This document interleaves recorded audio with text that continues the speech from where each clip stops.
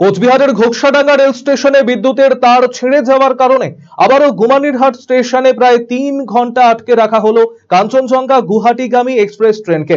এই ঘটনায় স্বাভাবিকভাবেই যাত্রীদের হয়রানির মধ্যে পড়তে হলো।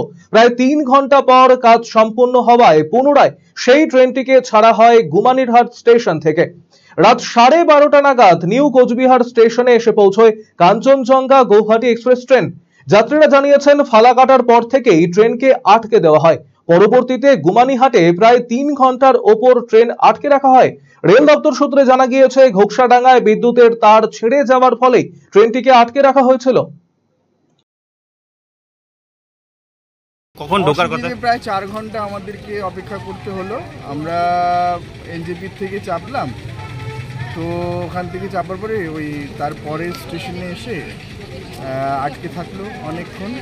তো ফালাকাটাতে প্রায় 3 ঘন্টার মতো আটকে ছিল ট্রেন। আর তারপরে বললেন ওনারা আশেপাশে যে ওভারহেডের তার ছিঁড়ে গেছে। ওখানকার যারা রেলকর্মী ছিলেন ওদের জিজ্ঞাসা করলাম, তো তার জন্য 4 ঘন্টা লাগবে।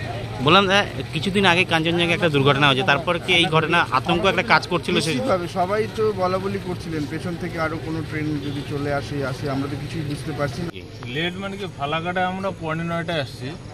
9:15 আসার পর ওখানে 2 ঘন্টা লেট। মানে প্রবলেমটা নাকি ওদের যে ইলেকট্রিক কানেকশনের একটা প্রবলেম ছিল ঘোকসাটা নাকি। তারপর 2 ঘন্টা লেট করার পর গুমানিরহাট আসছি। গুমানিরহাট আসার পর ওখানে আবার 1 ঘন্টা লেটের পর তারপরে ফাইনালি এত কানেকশন ঠিক হলো। এই সেই 12:30টায় পৌঁছালাম, 1:30 ট্রেন 12:30। বললাম কয়দিন আগে কাঞ্চনজঙ্ঘা দুর্ঘটনা হয়ে গেছে, তাতে কি একটু আতঙ্ক ভয় কাজ করছিল সেই সময়? আতঙ্ক হ্যাঁ একটু তো ছিলই, কারণ ওটাও যেরকম ছিল যে গাড়িটা দাঁড়াইছিল পিছন দিক থেকে মালগাড়ি লাগাই দিছে, এটাও ঠিক এইরকমই ওখানেও দাঁড়াইছিল ঘোকসাডাঙ্গা ফালাকাটায়। হ্যাঁ, ওই ভয় তো ছিল।